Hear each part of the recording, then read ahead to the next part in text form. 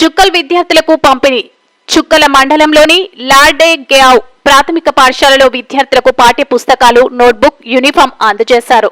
పాఠశాల ప్రారంభమైన రోజు పాఠ్య పుస్తకాలు అందజేయడం వల్ల ఎలాంటి అసౌకర్యం ఉండవద్దని ఉపాధ్యాయులు పేర్కొన్నారు. ఈ కార్యక్రమంలో ప్రధాన ఉపాధ్యాయులు నాగనాథ్ సార్, ఉపాధ్యాయులు అమ్మ ఆదర్శ పాఠశాల కమిటీ సభ్యులు పాల్గొన్నారు.